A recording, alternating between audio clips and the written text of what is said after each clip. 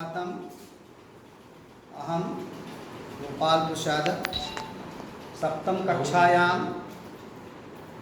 गुरु गोविंद सिंह इति पाठस्य वाचनम् अर्थं च वदामि। पंचमा पाठ अस्ति गुरु गोविंद सिंह। गुरु गोविंद सिंह सिख धर्मस्य दशमा अंतिमश्च गुरु आसीत्। गुरु गोविंद सिंह सिख धर्म के 10वें और अंतिम गुरु थे। गुरु गोविंद सिंह सिख धर्म के 10वें और अंतिम गुरु थे। 1666 तमे वर्षे कार्तिक शुक्ल सप्तम्यां तस्य जन्म पटना नगरे अभवत्। 1666 ईस्वी में कार्तिक महीने के शुक्ल पक्ष की सप्तमी तिथि को उनका जन्म पटना नगर में हुआ था। 1666 ईस्वी में कार्तिक महीने के शुक्ल पक्ष की सप्तमी तिथि को उनका जन्म पटना नगर में हुआ था। गुजरी तस्य माता महात्यागी समाज सेवका गुरु तेग बहादुर तस्य पिता च आस्ताम। गुजरी तस्य माता, उनकी माता का नाम गुजरी था और महात्यागी समाज सेवक गुरु तेग बहादुर उनके पिता थे। उनकी माता गुजरी और महान त्यागी समाज सेवक गुरु तेग बहादुर उनके पिता थे। पिता इव गुरु गोविंद अपि समाज सेवा निरतः आसीत्। पिता इव पिता के समान गुरु गोविंद अपि गुरु गोविंद सिंह भी समाज सेवा निरतः समाज सेवा में लीन आसीत थे। पिता के तुल्य गुरु गोविंद सिंह भी समाज सेवा में लीन थे।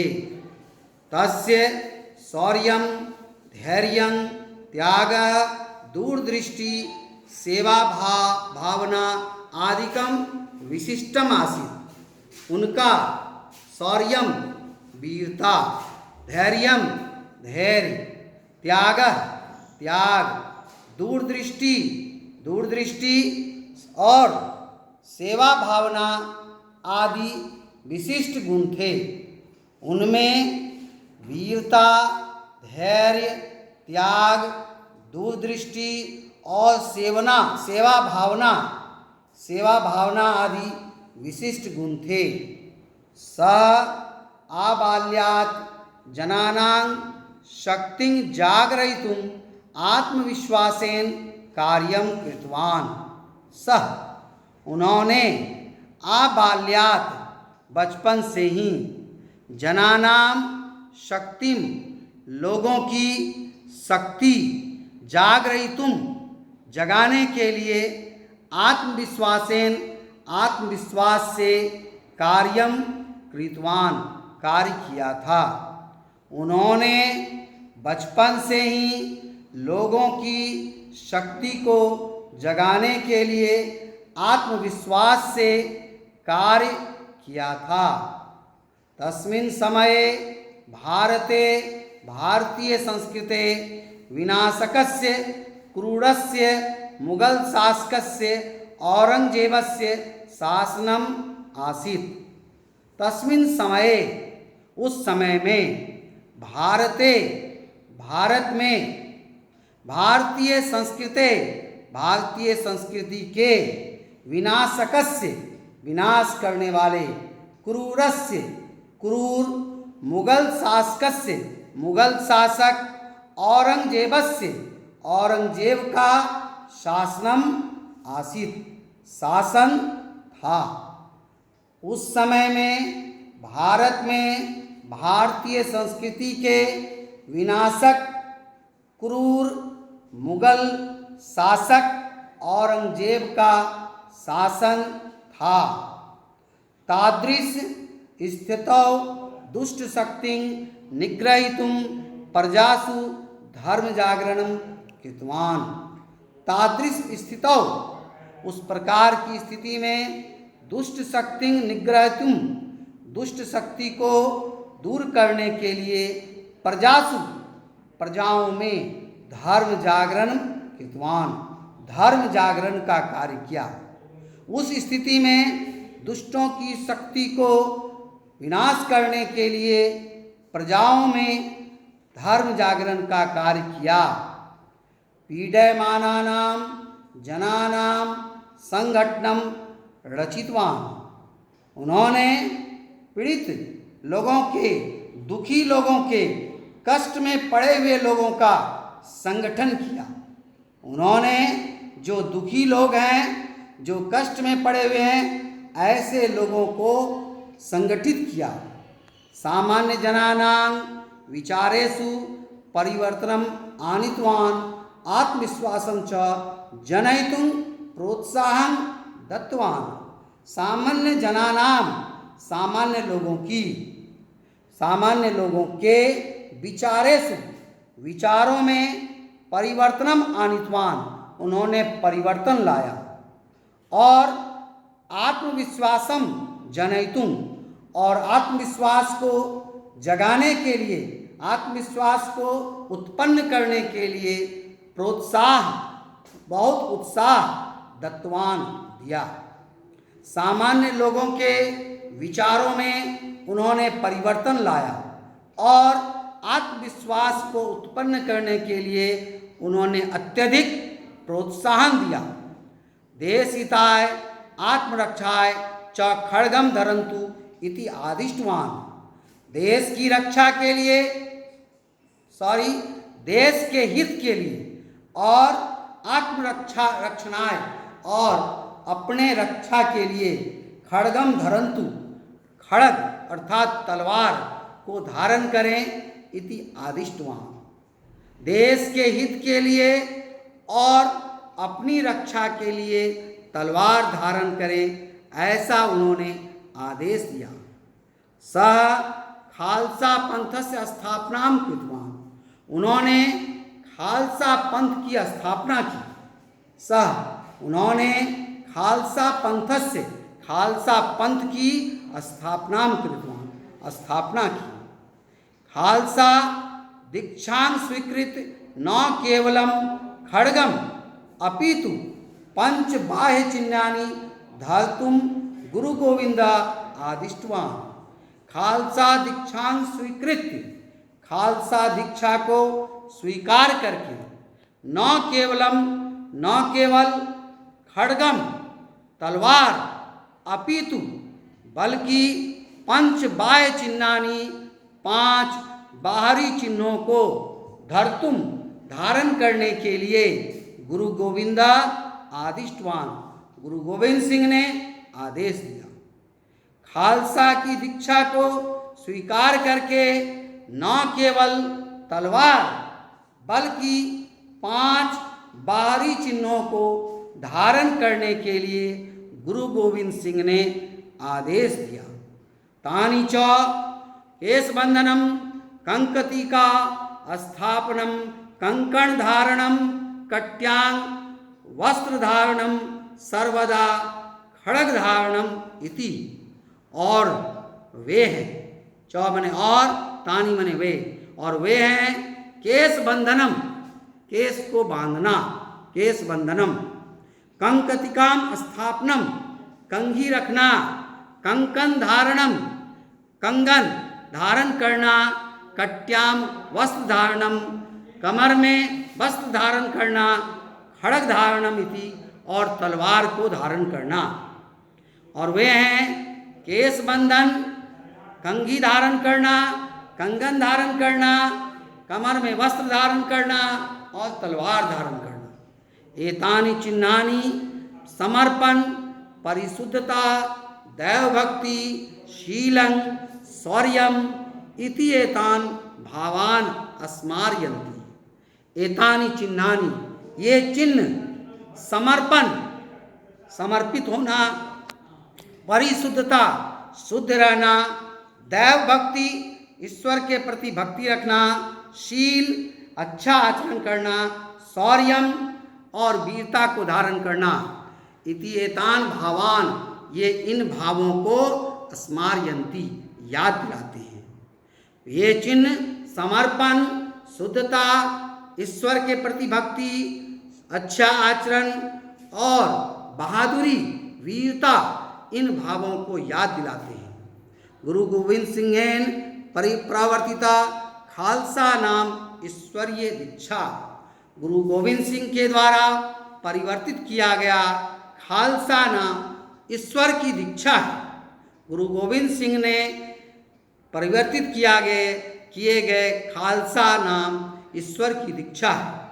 ईश्वर से निश्चल आराधने एवं तीर्थ यात्रा, दानम, दया, तपः, संयमनम च अस्ति इति यह भावयति, यस हृदय पूर्ण ज्योतिषा प्रकाशा अस्ति, स एव खालसा भवति। ईश्वरस्य निश्चल आराधने, ईश्वर की निश्चल आराधना में ही तीर्थ यात्रा, दान, दया, तपस्या, संयम जो है, यह भावयति, जो यह भाव देता है, यस हृदय, जिसके हृदय में पूर्ण ज्योतिषा, पूरा ज्योतिष, प्रकाश अस्ति और प्रकाश है, स एव खालसा भवति, वही खालसा होता है। अर्थात फिर से सुनेंगे, ईश्वर के निश्चल आराधना में ही तीर्थ यात्रा, दान, दया, तपस्या, संयम है, जो यह भाव देता है और जिसके हृदय में पूर्ण ज्योतिष प्रकाशित है, वही खालसा कहलाती है। गुरु गोविंद सिंह वीर रसस्य सहज कवि आसीत, गुरु गोविंद सिंह वीर रस के स्वाभाविक कवि थे। गुरु गोविंद सिंह वीर रस के स्वाभाविक कवि थे। तस्य चंडीचरितम इति काव्ये सह स्वयं वीरगतिं प्राप्नुयाम इति प्रेरणा वाक्य समाजं प्रेरितवान। तस्य, उसके चंडीचरितम नामक काव्य में सह उन्होंने स्वयं वीरगतिं प्राप्नुयाम, स्वयं वीरगति को प्राप्त करना चाहिए, इति प्रेरणा वाक्य, इस प्रेरणादायी वाक्यों से समाजं प्रेरितवान, समाज को प्रेरित किया। उसके चंडी चरितम नामक महाकाव्य में उन्होंने स्वयं वीरगति को प्राप्त करना चाहिए, इस प्रेरणा वाक्यों से समाज को प्रेरित किया। विचित्र नाटकम इति पुस्तके सह स्ववीर गाथां सूचितवान। विचित्र नाटकम नामक पुस्तक में उन्होंने अपनी वीर गाथा का वर्णन किया है। विचित्र नाटक नामक पुस्तक में उन्होंने अपनी वीर गाथा को सूचित किया है। गुरु गोविंद सिंह वीर भक्त आसीत। गुरु गोविंद सिंह वीर भक्त थे। गुरु गोविंद सिंह वीर भक्त आसीत। गुरु गोविंद सिंह वीर भक्त थे। स हिंदू शक्ति संगठितवान, उन्होंने हिंदू शक्तियों को संगठित किया, मजबूत किया।